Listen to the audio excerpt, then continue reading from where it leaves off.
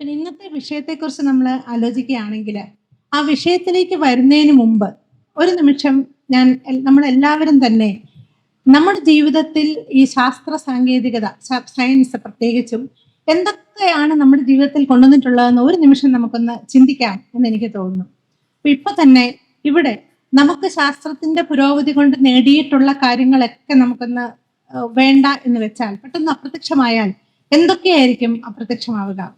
ഈ മൈക്ക്, ഈ sound system, അല്ലെ, ഈ ലൈറ്റുകൾ, ഈ കമ്പ്യൂട്ടർ, അതുപോലെ ഈ കെട്ടിടം തന്നെ ഒരു പക്ഷേ, ഈ ഫാനുകൾ, നമ്മളെല്ലാം ഇങ്ങോട്ടെത്തിയ വാഹനങ്ങൾ, ഇതൊക്കെ തന്നെ ഇല്ലാതെയാവുകയാണ്. നമ്മൾ പെട്ടെന്ന് തന്നെ ആയിരക്കണക്കിന് വർഷം പുറകോട്ട് പോകുന്നതായിട്ട് നമുക്ക് മനസ്സിലാവും. അപ്പൊ ഈ സയൻസും ടെക്നോളജി ഇങ്ങനെ പലതും നമുക്ക് തന്നിട്ടുണ്ട്. അപ്പൊ എന്താണ് പുതിയ പുതിയ കാര്യങ്ങളെ കുറിച്ച് മനസ്സിലാക്കി പുതിയ ഓരോ കാര്യത്തിന്റെയും പ്രിൻസിപ്പിൾ എന്താണ്, അതിന്റെ നിയമം എന്താണെന്ന് മനസ്സിലാക്കി പിന്നെ അതിനെ പ്രയോഗത്തിൽ വരുത്തിയൊക്കെയാണ് നമ്മളിതെല്ലാം ഉണ്ടാക്കിയിട്ടുള്ളത്. ഇപ്പൊ സയൻസിന് ഇതൊരു വളരെ അത്യാവശ്യമല്ല, ശരിക്കും കാണുന്നില്ലെങ്കിലും സാരമില്ല, ഞാനൊരു സഹായം എന്നുള്ള നിലയിൽ മാത്രമാണ് ഒരു പ്രസന്റേഷൻ ഉണ്ടാക്കിയിട്ടുള്ളത്. അപ്പൊ സയൻസ് പുതിയ കാര്യങ്ങൾ കണ്ടെത്തുന്ന മാർഗം എന്ന് പറഞ്ഞ് നമ്മൾ പഠിച്ചിട്ടുണ്ട്. പ്രധാനമായിട്ടും രണ്ടാണ്. ഒന്ന് നമ്മൾ ഡിസ്കവറി എന്ന് പറയും, കണ്ടെത്തൽ എന്ന് പറയുന്നത്. അത് രണ്ടാമത്തേത് കണ്ടുപിടുത്തങ്ങളാണ്, ഇൻവെൻഷൻ എന്ന് പറയുന്നതാണ്.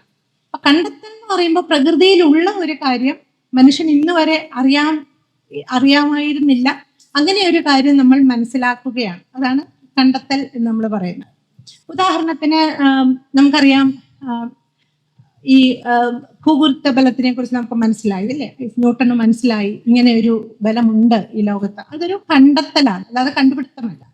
അതുപോലെ തന്നെ നമ്മുടെയൊക്കെ ശരീരത്തിന്റെ ഘടന എന്താണ്, നമ്മുടെ എല്ലാവർക്കും DNA ഉണ്ട്, അപ്പൊ അതിന്റെ ആ ഒരു സ്ട്രക്ചർ എന്താണ്, ഇതൊക്കെ നമ്മൾ മനസ്സിലാക്കുന്നത് കണ്ടെത്തുകയാണ്. പുതിയ പുതിയ പക്ഷികളോ മൃഗങ്ങളുടെയോ ഒക്കെ സ്പീഷീസ്, അല്ലെങ്കിൽ ഏതെങ്കിലും ഒരു പ്രത്യേക തരത്തിലുള്ള ഒരു വൃക്ഷം, അതിന്റെ സ്പീഷീസ്, ഇതൊക്കെ കണ്ടുപിടിക്കുന്നത് നമ്മൾ കണ്ടെത്തലാണ്. മറിച്ച് ഒരു പെട്രോൾ എഞ്ചിൻ ഉണ്ടാക്കിയത്, അല്ലെങ്കിൽ ഒരു പ്രിന്റിംഗ് പ്രസ് ഉണ്ടാക്കിയത്, ഇതൊക്കെ കണ്ടുപിടുത്തമാണ്, നമ്മൾ പുതിയതായിട്ട് സൃഷ്ടിച്ചതാണ്, ഇൻവെൻഷൻസ് ആണ്. അങ്ങനെ ധാരാളമുണ്ട്. ഈ കമ്പ്യൂട്ടർ, ഇതൊക്കെ തന്നെ ഇൻവെൻഷൻസ് ആണ്. നമ്മുടെ ടെലിഫോൺ, ഇതൊക്കെ ഇൻവെൻഷൻസുമാണ്. അപ്പൊ ഇത് രണ്ടുമല്ലാതെ പുതുമയിലേക്ക് നമ്മളെ നയിക്കുന്ന മൂന്നാമതൊരു രീതിയുണ്ട്. ആ രീതിയെക്കുറിച്ചാണ് ഇന്ന് നമ്മൾ സംസാരിക്കുന്നത്. അതാണ് നവീകരണം എന്ന് നമ്മൾ പറയുന്ന, അഥവാ ഇന്നൊവേഷൻ എന്നുള്ളൊരു സങ്കല്പം. അപ്പൊ എന്താണ് ഇന്നൊവേഷൻ? എല്ലാവർക്കും ഒരുപക്ഷെ അറിയാമായിരിക്കും, എന്നാലും നമുക്കൊന്ന് ഓർമ്മപ്പെടുത്താൻ വേണ്ടിയിട്ട്. ഇപ്പം ഇത് കാണാമെന്നറിയില്ല, ഒരു വളരെ സാധനങ്ങളെല്ലാം കൂടി കൂട്ടിയിട്ടിരിക്കുന്ന ഒരു മേശയാണ്. ചിലപ്പോൾ നമ്മുടെ തന്നെ സ്റ്റഡി ടേബിൾ, നമ്മൾ ഉപയോഗിക്കുന്ന മേശ, അല്ലെങ്കിൽ അടുക്കളയിലെ മേശയും ആകാം. ആ മേശ ആകപ്പാടെ എല്ലാ സാധനങ്ങളും കൂടി കിടക്കുന്നുണ്ടെങ്കിൽ നമ്മൾ വിചാരിക്കുകയാണ് അതിനെ ഒന്ന് അടുക്കി വെക്കാം, ആവശ്യമില്ലാത്ത കാര്യങ്ങളൊക്കെ മാറ്റി വെച്ച് എളുപ്പം എടുക്കേണ്ട, എപ്പോഴും എടുക്കേണ്ട കാര്യങ്ങളെ അടുത്ത് വെച്ച് ഒന്ന് നീറ്റായിട്ടിടാം എന്ന് നമ്മൾ ചെയ്യുകയാണെങ്കിൽ അതൊരു നവീകരണമാണ്. അതായത് ഇപ്പോഴുള്ള ഒരു കാര്യത്തിൽ ഏതെങ്കിലും തരത്തിലുള്ളൊരു മെച്ചമുണ്ടാകുന്ന രീതിയിലുള്ളൊരു മാറ്റം നമ്മൾ ഉണ്ടാക്കുകയാണ്. അപ്പൊ അങ്ങനെ ആകുമ്പോൾ നമ്മുടെ ടേബിൾ ഒരുപക്ഷെ ഇങ്ങനെ ഇരിക്കും, കുറെ കൂടി നീറ്റായി. അപ്പൊ എന്താണ് അതുകൊണ്ടുള്ള ഗുണം? നമുക്ക് നമ്മുടെ കാര്യങ്ങൾ വേഗം ചെയ്യാൻ പറ്റും, എല്ലാ കാര്യങ്ങളും എവിടെ ഉണ്ടെന്ന് അറിയാം, ആവശ്യമില്ലാത്ത കാര്യങ്ങൾ അവിടെ ഇല്ല, ഇങ്ങനെയൊക്കെയുള്ള പ്രയോജനങ്ങളുണ്ട്. അപ്പൊ നിങ്ങൾ പകലും ഒരുപക്ഷെ രാവിലെ അല്ലെങ്കിൽ വൈകുന്നേരം ഒക്കെ നടക്കാനൊക്കെ പോകുന്നവരായിരിക്കും. അപ്പൊ നമ്മൾ ഒരു ദിവസം വിചാരിക്കുകയാണ്, നാളെ മുതൽ ഞാൻ വേറൊരു റൂട്ടിലൂടെ നടക്കാം, വേറൊരു വഴിയിലൂടെ. ഒരു പക്ഷെ ആ വഴിയിൽ കുറച്ചുകൂടി തിരക്ക് കുറവായിരിക്കാം, ട്രാഫിക് കുറവാണ്, അപ്പൊ എനിക്ക് കുറച്ചുകൂടി എളുപ്പം നടക്കാൻ പറ്റും. ഇല്ലെങ്കിൽ നല്ല ഭംഗിയുള്ള ചുറ്റുപാടുകളുണ്ട്, എനിക്കത് കണ്ടുകൊണ്ട് നടക്കാൻ പറ്റും. അല്ലെങ്കിൽ എൻ്റെ ഒരു സുഹൃത്ത് ആ ഭാഗത്തുണ്ട്, ഒരു പക്ഷെ കാണാൻ സാധിച്ചാലോ. ഇങ്ങനെയൊക്കെയുള്ള പ്രയോജനങ്ങൾ കൊണ്ട് നമ്മൾ നമ്മുടെ നടപ്പിന്റെ രീതി ഒന്ന് മാറ്റിയാൽ അതും ഒരു നവീകരണമാണ്. അപ്പൊ ഇങ്ങനെ പലതാവാം നമ്മൾ ചെയ്യുന്ന നവീകരണങ്ങൾ എന്ന് പറയുന്നത്. പക്ഷെ സാധാരണ ഇങ്ങനെ ചെറിയ കാര്യങ്ങൾ, നമ്മൾ തന്നെ ചെയ്യുന്ന വളരെ സരളമായ കാര്യങ്ങളെ നമ്മളിങ്ങനെ ഇന്നോവേഷൻ എന്നുള്ളൊരു പേരിലേക്ക് കൊണ്ടുവരാറില്ല. അതിനു പകരം കുറെ കൂടി വിസ്താരമുള്ള, കോംപ്ലക്സ് ആയിട്ടുള്ള, കുറച്ചുകൂടി സങ്കീർണമായിട്ടുള്ള കാര്യങ്ങൾക്കാണ് നമ്മൾ ആ പേര് സാധാരണയായിട്ട് വിളിക്കുന്നത്. അപ്പൊ അതിനൊരു ഉദാഹരണം പറയാം. ഇത് നമുക്കറിയാം, ഒരു നോട്ടാണ്, ഒരു രൂപയാണ്. അപ്പൊ ആദ്യകാലത്ത് നമുക്കറിയാം എങ്ങനെയായിരുന്നു നമ്മൾ സാധനങ്ങൾ അങ്ങോട്ടും ഇങ്ങോട്ടും കൈമാറ്റം നടത്തിയിരുന്നത് ഒരു സാധനത്തിന് പകരം വേറൊരു സാധനം. അങ്ങനെയായിരുന്നു ആദ്യം ബാർട്ടർ സിസ്റ്റം എന്ന് പറയും, ഒന്നിന് പകരം മറ്റൊന്ന്. അത് വലിയ പ്രയാസമാണ്. ഒരു എത്ര ഓറഞ്ചുകളാണ് ഒരു കുറെ ആപ്പിളിന് തുല്യം, അല്ലെങ്കിൽ കുറച്ച് അരിക്ക് തുല്യം, ഇതൊക്കെ വലിയ പ്രയാസമാണ് നമുക്ക് കണ്ടെത്താനായിട്ട്. അതിനൊരു കൃത്യത ഉണ്ടാകാൻ വലിയ പ്രയാസമാണ്. അപ്പൊ പിന്നീട് നമ്മൾ പണം എന്നൊരു ഐഡിയ നമുക്കുണ്ടായി. നമ്മൾ ആദ്യം ഉണ്ടാക്കിയത് സ്വർണത്തിലോ വെള്ളിയിലോ പിന്നീട് ചെമ്പിലോ ഒക്കെ ഉണ്ടാക്കുന്ന നാണയങ്ങളാണ് നമ്മൾ കൈമാറ്റം ചെയ്യാനായിട്ട് ഉപയോഗിച്ചിരുന്നത്. അതൊരു മാറ്റമാണ്.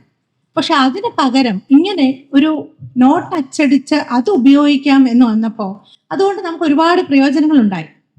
വലിയ ഭാരമുള്ള നോട്ട് കെട്ടുകളൊന്നും കൊണ്ട് നടക്കണ്ട, ഇത് കൈമാറ്റം ചെയ്യാനൊക്കെ എളുപ്പമാണ്, അങ്ങനെയൊക്കെയുള്ള പല പ്രയോജനങ്ങൾ. അപ്പൊ ഇതൊരു ഇന്നോവേഷനാണ്. നേരെ മറിച്ച് ആ ഒന്നിന് പകരം മറ്റൊന്നെന്നുള്ള ഐഡിയ അവിടെ മാറിയിട്ടില്ല, പക്ഷെ അതെങ്ങനെ ചെയ്യുന്നു എന്നുള്ളതിനെ കുറിച്ചുള്ളൊരു മാറ്റമാണ് അവിടെ വന്നത്. മറ്റൊരു ഉദാഹരണം എടുക്കുകയാണെങ്കിൽ, ആദ്യം ഉണ്ടായിരുന്ന ടെലിഫോൺ നമുക്കറിയാം. ഇപ്പം നമ്മൾ ലാൻഡ് ലൈൻ എന്ന് പറയും. ഒരു വയർ കണക്ട് ചെയ്തിട്ടുള്ള ഒരു സാധനമാണ്. വീട്ടിലൊരു സ്ഥലത്തിരിക്കും, അല്ലെങ്കിൽ ഓഫീസിലൊരു സ്ഥലത്തിരിക്കും. പിന്നീട് നമുക്ക് വയർലെസ് ടെക്നോളജി നമുക്ക് മനസ്സിലായി. എങ്ങനെ ഈ വയർ ഘടിപ്പിക്കാതെ തന്നെ നമുക്ക് അതിലേക്ക് സംവേദനം നടത്താം എന്നുള്ളത് കണ്ടുപിടിച്ചു. പല കാര്യങ്ങൾക്ക് നമ്മളത് ഉപയോഗിച്ചു. അപ്പോൾ അത് ഫോണിനും ഉപയോഗിക്കാമല്ലോ എന്നൊരു ഐഡിയ ഉണ്ടായി. അങ്ങനെ വയർലെസ് ഫോൺ ഉണ്ടായി. അതാണ് നമ്മുടെ മൊബൈൽ ഫോണിന്റെ ആദ്യകാലം. ഒരു ഫോൺ വയർലെസ് ആയപ്പോൾ എന്താ സംഭവിച്ചത്? അതിനൊരു സ്ഥലത്തിരിക്കണ്ട, അതിനെ എടുത്തുകൊണ്ട് നടക്കാം, അത് എവിടെയും പോകുന്ന ഒരു സാധനമായി, അതൊരാളുടെ സ്വന്തമായി, എല്ലാവർക്കും വ്യത്യസ്തമായ മൊബൈലുകളായി.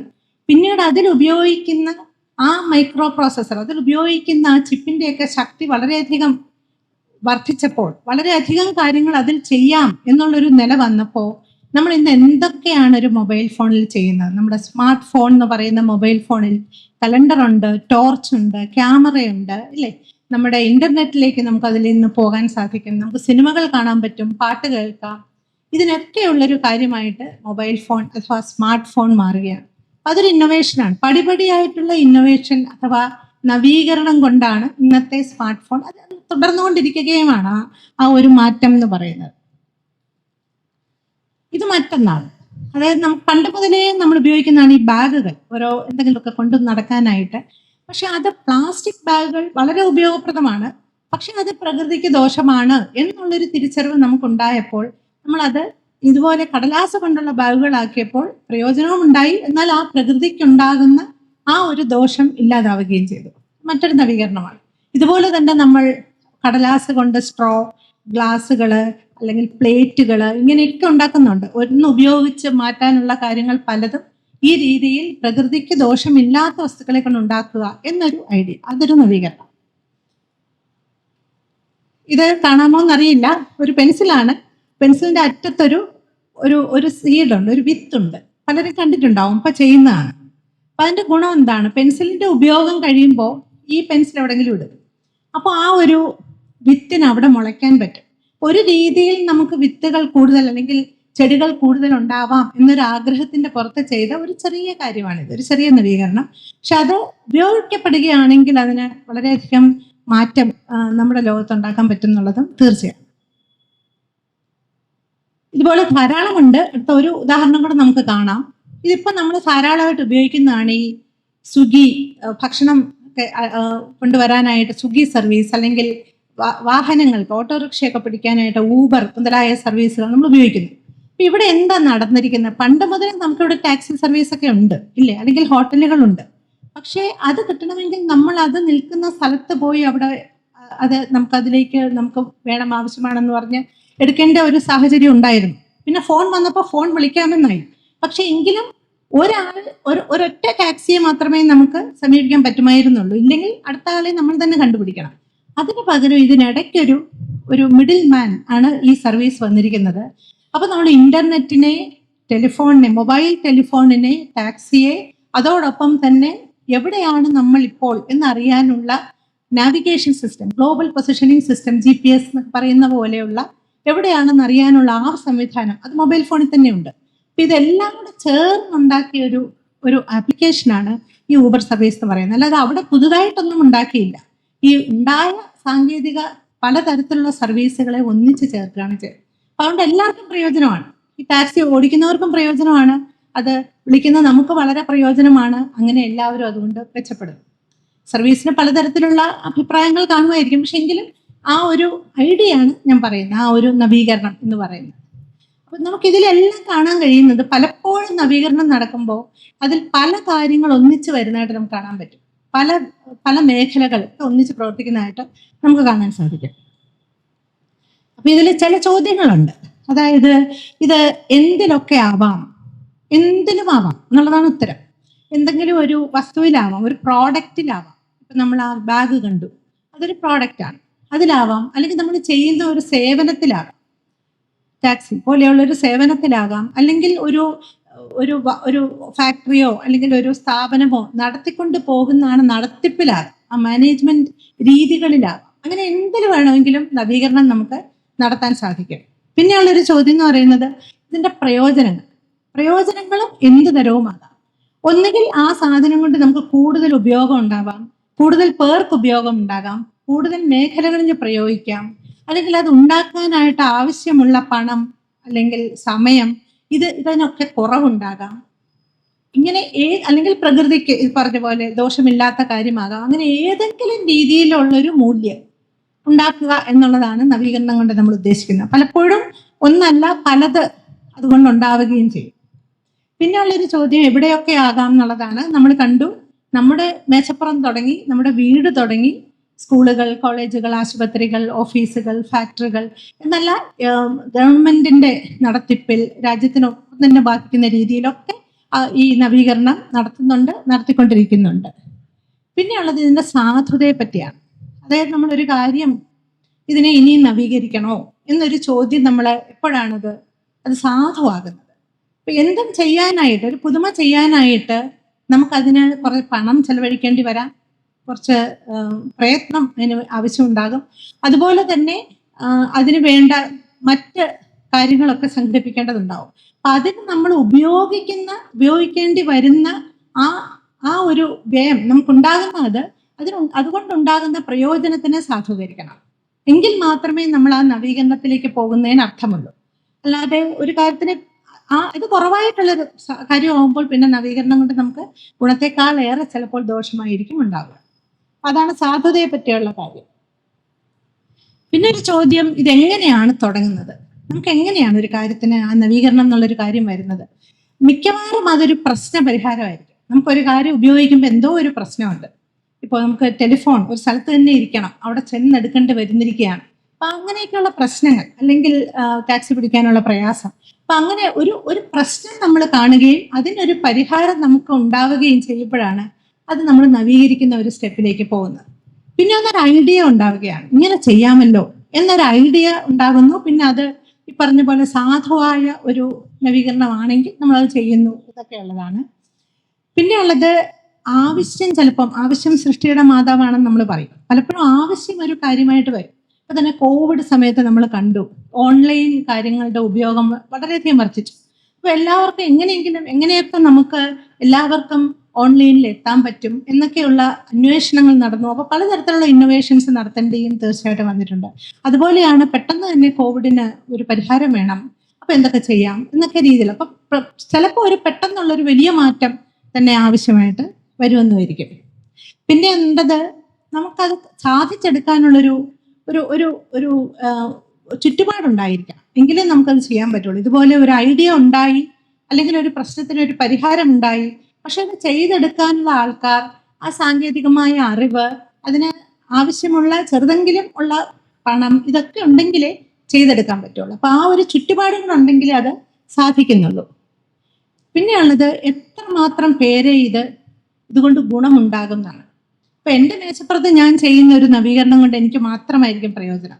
ഒരു പക്ഷെ എൻ്റെ സമയം കുറച്ച് നന്നായി ചെലവഴിക്കുന്നതുകൊണ്ട് എൻ്റെ കുടുംബത്തിനും ചിലപ്പോൾ ഒരു ഗുണം ഉണ്ടായിരിക്കും. പക്ഷേ നമ്മളൊരു പുതിയ രീതിയിലുള്ളൊരു എനർജി സോഴ്സ്, ഒരു പുതിയ ഊർജത്തിന്റെ ഒരു സോഴ്സ് നമ്മൾ കണ്ടെത്തുകയാണ്. അല്ലെങ്കിൽ ഇപ്പൊ ചെയ്യുന്ന ഒരു കാര്യം മാറ്റിയപ്പോൾ ഇലക്ട്രിസിറ്റിയുടെ ഉൽപാദനത്തിനുള്ള ചെലവ് കുറഞ്ഞു. അപ്പോൾ ഇലക്ട്രിസിറ്റി നമുക്ക് എല്ലാവർക്കും കുറച്ചും കൂടെ യൂണിറ്റ് ചാർജ് കുറഞ്ഞ് നമുക്ക് കൊടുക്കാൻ പറ്റുകയാണെങ്കിൽ അത് രാജ്യത്തെ മുഴുവനും ചിലപ്പോൾ പ്രയോജനപ്പെടുത്തിയെന്നിരിക്കും. അതുപോലെ പ്രകൃതിക്ക് ദോഷമല്ലാത്ത രീതിയിൽ ഒരു കാര്യം ചെയ്യാനായിട്ട് നമുക്ക് സാധിച്ചാൽ, ഇപ്പോൾ വാഹനങ്ങൾ ഓടിക്കുന്നതിനെ കുറിച്ചൊക്കെ ചിലപ്പോൾ ലോകം മുഴുവനും ഹ്യൂമാനിറ്റി, ആ മനുഷ്യരെ എല്ലാവരെയും തന്നെ ബാധിക്കുന്ന ഒരു നവീകരണവുമാവാം. പിന്നെ ഒരു കാര്യം, ചില സമയത്ത് ഈ നവീകരണം കൊണ്ട് തന്നെ നമ്മൾ മറ്റേ കണ്ടെത്തലിലേക്കും കണ്ടുപിടുത്തത്തിലേക്കും ഒക്കെയുള്ള വഴി കൂടി ചിലപ്പോൾ സഞ്ചരിച്ചെന്നിരിക്കാം, അതിലേക്ക് എത്തിപ്പെട്ടെന്നിരിക്കാം. ചില കാര്യങ്ങൾ വേണ്ട എന്ന് വെക്കേണ്ടിയും വന്നിരിക്കും. നമുക്കൊക്കെ ഓർമ്മയുണ്ടാവും ടെലിഗ്രാം, പണ്ട് നമ്മളെല്ലാവരും ഉപയോഗിക്കുമായിരുന്നതാണ്. പക്ഷേ ഈ ഇന്റർനെറ്റും മൊബൈൽ ഫോണും ഒക്കെ വന്നപ്പോൾ ഇന്നിപ്പോൾ ടെലിഗ്രാമിന്റെ ഒരു സാധ്യത തന്നെ ഇല്ലാതെയായി. അതങ്ങ് കാലത്തിന്റെ മറവിലേക്ക് തിരിച്ചു പോയൊരു കാര്യമാണ്. പിന്നെ ഒരു കാര്യം പറയാനുള്ളത്, ഈ പറയുന്ന നവീകരണം ചെയ്യാനുള്ള ഒരു കഴിവ്, നവീകരണാത്മകത എന്നൊക്കെ നമുക്ക് വേണമെങ്കിൽ അതിനെ പറയാം, അത് ഒരു മനുഷ്യനും ഒരു സ്ഥാപനത്തിനും ഒക്കെ വളരെ ആവശ്യമായ ഒരു കാര്യമാണ്. നമുക്ക് തന്നെ നമ്മുടെ ജീവിതത്തെ നിരന്തരം നവീകരിക്കുന്നത് കൊണ്ട് ജീവിതത്തിന്റെ ഒരു ക്വാളിറ്റി, അതിന്റെ ആ ഒരു ഗുണനിലവാരം തന്നെ മാറിയെന്നിരിക്കും.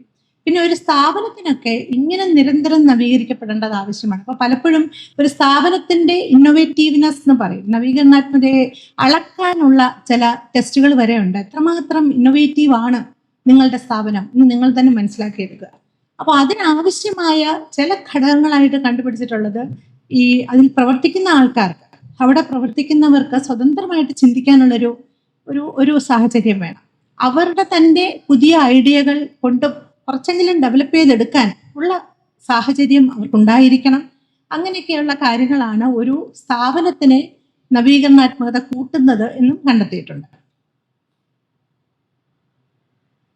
ഇപ്പൊ എന്താണ് വേണ്ടത്? ഞാനിപ്പോൾ ഒരു ഇന്നോവേറ്റീവ് ആയിട്ട് പ്രവർത്തിക്കണമെങ്കിൽ നമുക്ക് എന്തൊക്കെയും പ്രത്യേക ഗുണങ്ങൾ വേണോ എന്നുള്ള ചോദ്യത്തിന് പ്രധാനമായിട്ടും വേണ്ടത് നമുക്കൊരു ക്രിയേറ്റിവിറ്റി എന്ന് പറയുന്നത്, നമുക്ക് പുതിയ കാര്യങ്ങൾ, സൃഷ്ടിപരത കൂടുതലുള്ളവർക്ക് തീർച്ചയായിട്ടും ഇത്തരം കാര്യങ്ങളിലും ഒരു മികവുണ്ടാവും. പിന്നെ ഒന്ന് ജിജ്ഞാസ തന്നെയാണ്. അതാണ് ഈ കാണിക്കാൻ ശ്രമിച്ചിരിക്കുന്നത്. അത് എന്ത് കാര്യം കാണുമ്പോഴും ഇതെന്താണ്, ഇതെന്തുകൊണ്ടാണ് ഇങ്ങനെ, ഇതെന്തുകൊണ്ട് ഇങ്ങനെ അല്ലാതെ വേറൊരു രീതിയിലായിക്കൂടാ എന്നൊക്കെ ചോദിക്കാൻ പറ്റുന്ന ഒരു ജിജ്ഞാസ. അത് മനുഷ്യർക്ക് എല്ലാവർക്കും ഉണ്ട്, പ്രത്യേകിച്ചും കുട്ടികൾക്ക് അത് വളരെ കൂടുതലായിട്ടുണ്ട്, നമുക്കറിയാം. അത് തന്നെയാണ് ഈ നവീകരണാത്മകതയ്ക്ക് വേണ്ട ഒരു കാര്യം. പിന്നെ ഒന്ന് ഇത് കാണിക്കാൻ ശ്രമിച്ചിട്ടുള്ളത്, നമ്മളൊരു വ്യത്യസ്തമായിട്ട് ചിന്തിക്കാനുള്ള ഒരു കഴിവ്, അത് സൃഷ്ടിപരത തന്നെയാണ്. അപ്പം ഇതുവരെ പോയിക്കൊണ്ടിരുന്ന മാർഗത്തിലൂടെ അല്ലാതെ വേറൊരു പുതിയ വഴി ഉണ്ടോ എന്ന് അന്വേഷിക്കാനും ആ വഴിയിലേക്ക് പോകാനും ഒക്കെ കഴിയുന്ന ഒരു പ്രത്യേകത, ആ ഒരു കഴിവെന്ന് പറയുന്നത് ഇങ്ങനെയുള്ള കാര്യങ്ങൾക്ക് ഗുണപരമാണ്. പിന്നെ ഒന്ന് ഇത് കാണിക്കാൻ ശ്രമിച്ചിട്ടുള്ള ലോജിക്കൽ തിങ്കിങ് ആണ്. അതായത് നമ്മൾ യുക്തിപരമായിട്ട് ചിന്തിക്കുക. ഒരു എയിൽ നിന്നും സിയിലേക്ക് പോകുന്നത് ബി കൂടിയാണെങ്കിൽ, ബി ശരിയാണെങ്കിൽ, സാധുവാണെങ്കിൽ മാത്രമേ നമ്മൾ അങ്ങനെ ചെയ്യുള്ളൂ. അതാണ് യുക്തിപൂർവമായ ചിന്ത. അപ്പൊ ആ രീതിയിൽ ചിന്തിക്കാനും അങ്ങനെ മാത്രം മുന്നോട്ട് പോകാനും അവിടെ എന്തെങ്കിലും ഒരു പ്രശ്നം കണ്ടാൽ അവിടെ നിൽക്കാനും ഒക്കെയുള്ള ഒരു കഴിവ്, അത് നമുക്ക് തീർച്ചയായിട്ടും ഗുണം ചെയ്യും. അതുപോലെയാണ് വളരെ കോൺസെൻട്രേഷൻ, വളരെ ശ്രദ്ധാപൂർവം കാര്യങ്ങൾ ചെയ്യുന്നതിനെ പറ്റിയുള്ള കാര്യം. പിന്നെ അറ്റൻഷൻ ടു ഡീറ്റെയിൽ എന്ന് പറയും. അതായത് ചെറിയ കാര്യങ്ങളിൽ നമ്മൾ ശ്രദ്ധിക്കണം, വലിയ കാര്യങ്ങൾ മാത്രം ശ്രദ്ധിക്കാതെ ഏത് ചെറിയ ചെറിയ കാര്യങ്ങളും ശ്രദ്ധിക്കുക. അതൊക്കെ ഒരു കഴിവാണ്, ഒരു സ്കില്ലാണ്, ഒരു പ്രത്യേക കഴിവ്. അത്തരം കഴിവുകളൊക്കെ ഉള്ളവർക്ക് ഇത്തരം ഇന്നോവേറ്റീവ്നെസ് കൂടുതലായിരിക്കും എന്ന് നമ്മൾ പൊതുവെ കാണുന്നുണ്ട്. അപ്പൊ ഇങ്ങനെയുള്ള നവീകരണം ചെയ്യാനുള്ള ഐഡിയ കിട്ടാനുള്ള ഒരു പ്രധാനപ്പെട്ട സോഴ്സാണ് നമ്മുടെ ഈ പ്രഭാഷണത്തിന്റെ അടുത്ത ഭാഗത്തിലേക്ക് വരുന്നത്. അതിതാ, എന്താണത്? പ്രകൃതി തന്നെയാണ്. നമുക്ക് ചുറ്റുമുള്ള പ്രകൃതി നമുക്ക് ധാരാളം ചെറിയ ചെറിയ ക്യൂസ് തന്നുകൊണ്ടിരിക്കുകയാണ്. നമുക്ക് പല കാര്യങ്ങളും ഇങ്ങനെ ചൂണ്ടിക്കാണിച്ചുകൊണ്ടിരിക്കുന്നുണ്ട്. പ്രകൃതിയിൽ നിന്ന് നമുക്ക് ധാരാളം ഐഡിയകൾ കിട്ടും എന്നുള്ളതാണ് നമ്മൾ പറയുന്നത്. അപ്പൊ നമുക്കറിയാം, മനുഷ്യൻ അല്ല, ഈ പ്രപഞ്ചം വളരെ കാലമായി, ബില്യൺസ് ഓഫ് വർഷങ്ങളായി പ്രപഞ്ചമുണ്ടായിട്ട് 13.7 ബില്യൺ വർഷം മുമ്പാണ് നമ്മൾ ഇന്ന് മനസ്സിലാക്കിയിരിക്കുന്നത് ഒരു വിസ്ഫോടനം വഴി പ്രപഞ്ചത്തിന്റെ ഒരു സൃഷ്ടി ഉണ്ടാവുകയാണ്. അതിനുശേഷം പിന്നീട് ഒരു 4 ബില്യൺ വർഷങ്ങൾക്ക് മുൻപാണ് ഭൂമി എന്ന് പറയുന്ന നമ്മുടെ ഈ ഗ്രഹം തന്നെ ഉണ്ടായിട്ടുള്ളത്. ഇന്നിപ്പോൾ നമുക്കറിയാം ഭൂമി ഇങ്ങനെയാണ്, രാജ്യങ്ങളൊക്കെ ഉണ്ട്. അപ്പൊ എന്നിട്ട് ജീവന്റെ ഒരു പരിണാമം ഈ ഭൂമിയിലുണ്ടായി. ഒരുപാട് വർഷങ്ങൾ, ദശലക്ഷം വർഷങ്ങൾ ഉള്ള പരിണാമത്തിന്റെ അവസാനമാണ് നമ്മൾ മനുഷ്യർ സൃഷ്ടിക്കപ്പെട്ടതെന്ന് നമുക്കറിയാം. അപ്പൊ അതൊരു നിരന്തരം നവീകരണമാണ് അവിടെ നടന്നതെന്നുള്ളത് നമുക്ക് മനസ്സിലാക്കാം. അപ്പൊ അങ്ങനെയുള്ള നമ്മുടെ പൂർവികനാണ്. ആദിമ മനുഷ്യനാണ്. ഹോമോസാപ്പിയൻസ് എന്ന് പറയുന്ന ആദ്യ മനുഷ്യനാണ്. അതൊരു 3 ലക്ഷം വർഷം മുമ്പാണ് ഈ ഭൂമിയിൽ ഉണ്ടായതെന്നാണ് നമ്മൾ ഇന്ന് വിശ്വസിക്കുന്നത്, മനസ്സിലാക്കിയിട്ടുള്ളത്. അപ്പൊ ഈ ആദിമ മനുഷ്യൻ അന്ന് ഉണ്ടായിട്ട് പിന്നെ ഇന്നത്തെ ഈ 21-ാം നൂറ്റാണ്ടിലെ നമ്മളിലേക്കുള്ള ആ യാത്ര നമ്മളൊന്ന് ആലോചിച്ചാൽ അതിന് ഉള്ള ആ നിരന്തരമായിട്ടുള്ള നവീകരണത്തിനും കണ്ടുപിടുത്തത്തിനും ഒക്കെ പ്രകൃതി തന്നെ ആയിരുന്നു ഒരു പ്രധാനപ്പെട്ട ഗുരു എന്നുള്ളത് നമുക്ക് മനസ്സിലാവും. ചില ഉദാഹരണങ്ങൾ നമുക്കെടുക്കാം. ഇത് നല്ല എന്താണ് ആടുകളാണ്. ഈ വളരെ തണുപ്പ് രാജ്യങ്ങളിലുള്ള വളരെ തണുപ്പുള്ള സ്ഥലത്തിനെ അതിജീവിക്കാനുള്ള കെൽപ്പുള്ള ചെമ്മരിയാടാണ്. അപ്പം ആദ്യ മനുഷ്യന് നമുക്കറിയാം വളരെയധികം തണുത്തിരിക്കണം അല്ലേ, അവർക്കൊന്നും ഉണ്ടായിരുന്നില്ല. അപ്പൊ എങ്ങനെ ആയിരുന്നിരിക്കാം, ഈ തണുപ്പിൽ നിന്നും ഞാൻ എങ്ങനെ രക്ഷപ്പെടാം എന്നുള്ള ചിന്തയും പ്രകൃതിയിലുള്ള നിരീക്ഷണവും കാരണം ഇത്തരം ചെമ്മരിയാടുകളുടെ ആ തോലെടുത്ത് പുതച്ച് നമ്മുടെ ആ പൂർവികൻ തണുപ്പ് മാറ്റിയപ്പോൾ തീർച്ചയായിട്ടും അങ്ങനെ ചെയ്തിരിക്കും.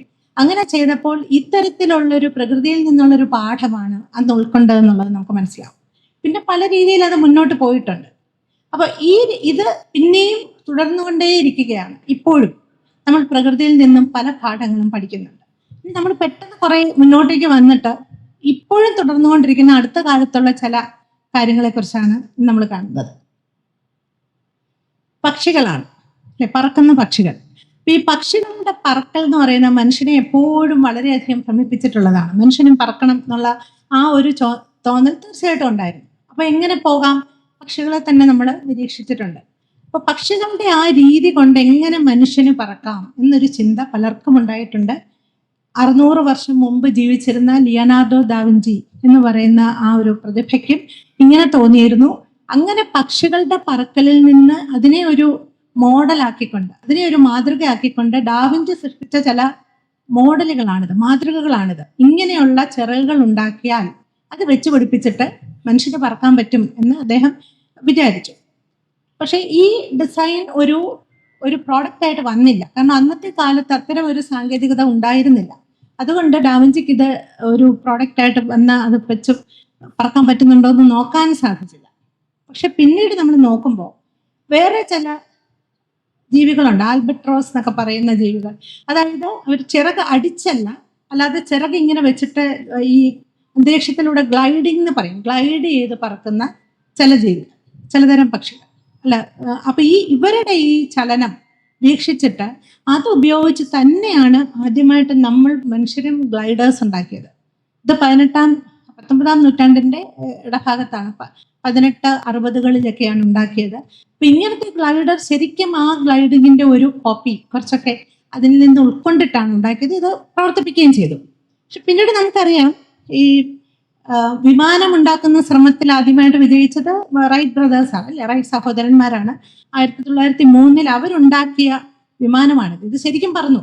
നമ്മുടെ ആദ്യമായിട്ട് അന്തരീക്ഷത്തിൽ ഇങ്ങനെ പറന്നത് വായുവിനേക്കാൾ ഭാരമുള്ള ഒരു വസ്തു വായുവിലൂടെ നീങ്ങിയതാണ്, മനുഷ്യർ നീക്കിയതാണ്.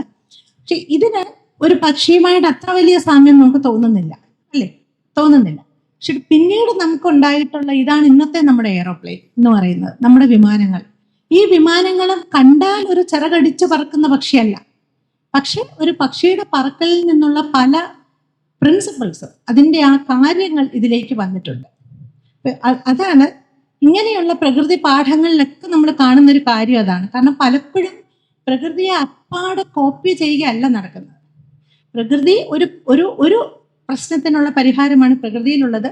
അതിൻ്റെ എന്താണോ അതിൻ്റെ ആ സാധുവായിട്ടുള്ള തത്വം എന്നുള്ളത് മനസ്സിലാക്കി, അല്ലെങ്കിൽ അതിൻ്റെ രൂപം എന്താണെന്ന് മനസ്സിലാക്കി അതിൽ നിന്ന് ഉൾക്കൊണ്ടുകൊണ്ട് നമ്മുടെ പ്രശ്നത്തിന് വേണ്ടിയിട്ടുള്ള മാറ്റങ്ങൾ വരുത്തി അതിനെ നടപ്പിലാക്കുകയാണ് നമ്മൾ ചെയ്യുന്നത്. അതിൻ്റെ ഒരു ഉദാഹരണമാണ് നമ്മുടെ വിമാനം തന്നെ. ഇങ്ങനെ ചെയ്യുന്നതിന് ഒരു 50-60 വർഷം മുമ്പ് അതിനൊരു പേരിട്ടിട്ടുണ്ട്. അതാണ് ബയോമിമിക്രി അഥവാ ബയോമിമറ്റിക്സ് അല്ലെങ്കിൽ ബയോണിക്സ് എന്ന് പറയും. അതായത് പ്രകൃതിയെ നോക്കി അതിനെ അനുകരിക്കുകയോ അതിൽ നിന്ന് ഉത്തേജനം ലഭിച്ചുകൊണ്ട് ചെയ്യുന്ന പ്രവർത്തനങ്ങളാണ്. ഇത് ഇന്നത്തെ കാലത്ത് വളരെയധികം മുന്നോട്ട് പോയിട്ടുള്ളൊരു മേഖലയുമാണ്.